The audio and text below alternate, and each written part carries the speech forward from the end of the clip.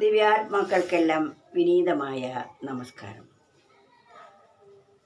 ഓരോ മനുഷ്യനും ഒരിക്കലും നശിക്കാത്ത സുഖത്തെയാണ് ആഗ്രഹിക്കുന്നത്.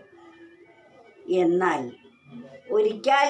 ഒരിക്കലും നശിക്കാത്ത സുഖം ഒരാൾക്കും ഇവിടെ ലഭിക്കുന്നില്ല. കാരണം നാം ആശ്രയിക്കുന്നത് ഈ പ്രപഞ്ച വസ്തുക്കളെ ആശ്രയിച്ചുള്ള സുഖമാണ്. ആ വസ്തു നഷ്ടപ്പെടുകയോ നമ്മുടെ ഇന്ദ്രിയങ്ങൾക്ക് ശേഷിക്കുറവ് സംഭവിക്കുകയോ ചെയ്യുമ്പോൾ കിട്ടിക്കൊണ്ടിരുന്ന സുഖം നഷ്ടപ്പെടും.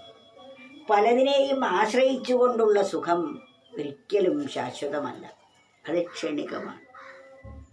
എന്നാൽ ഒന്നിനെയും ആശ്രയിക്കാതെ നിരപേക്ഷമായിരിക്കുന്ന ആനന്ദസ്വരൂപിയായിരിക്കുന്ന ഈശ്വരനെ ആശ്രയിച്ചുള്ള സുഖമാണ് ശാശ്വതമായ സുഖം. എന്നാൽ ആ സുഖം ഈ പ്രപഞ്ചത്തിലെ ഒരു വസ്തുവിനും തരാൻ സാധ്യമേ അല്ല. ശാശ്വതമെന്നു നാം കാൺമതശാശ്വതം, ശാശ്വതമായതേകാത്മസാരം. ശാശ്വത ശാന്തിക്കായി ആശ്രയിച്ചിടേണ്ടത് ഈശ്വരസ്തിത്വം ചിദാത്മസത്യം. നമുക്ക് ശാശ്വതമായ സുഖമാണ് വേണ്ടതെങ്കിൽ അതിന് ശാശ്വതമായതിനെ തന്നെ ആശ്രയിക്കണം. എന്നാൽ നമുക്കറിയില്ല ശാശ്വതം ഏതാണ്, ശാശ്വതം അല്ലാത്തത് ഏതാണ്. നാം ഇന്ദ്രിയങ്ങളെ കൊണ്ട് അറിയപ്പെടുന്നവയാണ് ഈ പ്രപഞ്ചത്തിലെ സർവവും. മനസ്സിന്ദ്രിയങ്ങളിലൂടെ വന്നപ്പോഴാണ് ശബ്ദസ്പർശ രൂപരസഗന്ധാദികളാകുന്ന ജഗദ്ഭ്രമം ഉണ്ടായത് തന്നെ. എന്നാൽ അതേ മനസ്സ് ഉൾവലിഞ്ഞു കഴിയുമ്പോൾ ഈ ജഗത്തെന്ന പ്രഹേളിക തന്നെ അനുഭവമാവുകയില്ല. ഇത് സുഖമായും ദുഃഖമായും അനുഭവമാകുന്നത് മനസ്സിന്ദ്രിയങ്ങളിലൂടെ പുറത്തേക്ക് വന്നപ്പോഴാണ്. ചിലതൊക്കെ സുഖമായും ചിലതൊക്കെ ദുഃഖമായും അനുഭവമാകും. സുഖമായി തോന്നുന്നതിനോട് രാഗവും ദുഃഖമായി തോന്നുന്നതിനോട് ദ്വേഷവും തോന്നി മനസ്സ് ആകെ കലുഷമാക്കി തീർക്കുകയാണ് വാസ്തവത്തിൽ മനസ്സും ഇന്ദ്രിയങ്ങളും കൂടി നമ്മെ ചെയ്യുന്നത്. അതിനാൽ ശാന്തമായ നമ്മുടെ മനസ്സിനെ ശാശ്വതമായ ഈശ്വര അസ്തിത്വം ബോധ്യപ്പെടുത്തി കൊടുക്കുകയും അതിലേക്ക് മനസ്സിനെ ഒഴുകാൻ അനുവദിക്കുകയും ചെയ്യുക. അപ്പോൾ ആ മനസ്സിനെ നൈമിഷികമായ സുഖത്തിൽ നിന്നും ശാശ്വതമായ സുഖത്തിലേക്ക് എത്തിച്ചേരാൻ സാധിക്കുന്നതാണ്. അതിനാണ് സാധന എന്ന് പറയുന്നത്. ശാശ്വതമെന്നു നാം കാൺമതശാശ്വതം.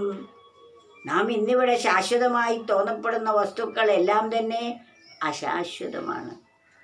എന്നാൽ ശാശ്വതമായതേതാണ്? ശാശ്വതമായതേകാത്മസാരം. ഏകമായിരിക്കുന്ന ആ പരമാത്മാവിൻ്റെ പരമസാരമാണ്, അല്ലെങ്കിൽ ആ പരമാത്മാവിൻ്റെ പൊരുളാണ് ശാശ്വതമായിട്ടുള്ളത്. ബാക്കിയെല്ലാം അശാശ്വതമാണ്. ശാശ്വതമെന്നു നാം കാൺമതശാശ്വതം, ശാശ്വതമായതേകാത്മസാരം. ഏകമായിരിക്കുന്ന ആ പരമാത്മാവാണ് ശാശ്വതമായിട്ടുള്ളത്. ശാശ്വത ശാന്തിക്കായി ആശ്രയിച്ചിടേണ്ടത്. ശാശ്വതമായ ശാന്തിയാണ് നമുക്ക് വേണ്ടതെങ്കിൽ നാം ആശ്രയിക്കേണ്ടത് ശാശ്വതമായതിനെയാണ്. ശാശ്വത ശാന്തിക്കായി ആശ്രയിച്ചിടേണ്ടത് ഈശ്വരാസ്തിത്വം ചിദാത്മസത്യം. എന്നുമുള്ള സ്ഥിരമായിരിക്കുന്ന ആനന്ദസ്വരൂപിയായിരിക്കുന്ന ആ പരമാത്മാവിൽ നാം എപ്പോൾ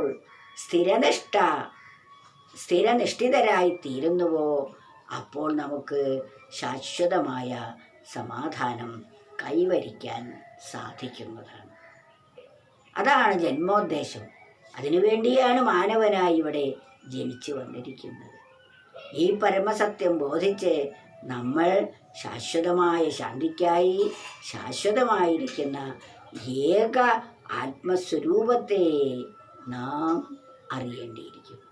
അതറിയുമ്പോൾ നമുക്ക് ശാശ്വതമായ സുഖത്തിന് മറ്റെവിടെയും അലയേണ്ടതായിട്ടില്ല എന്ന് ബോധ്യം വന്ന് അതിൽ തന്നെ നമ്മുടെ മനസ്സ് വിലീനമായി ആകും. മനസ്സ് ലീനമായി കഴിയുമ്പോൾ ഈ ജഗത് പദാർത്ഥങ്ങളിൽ ഒന്നിലും നമുക്ക് ഭ്രമം ഉണ്ടാവുകയില്ല.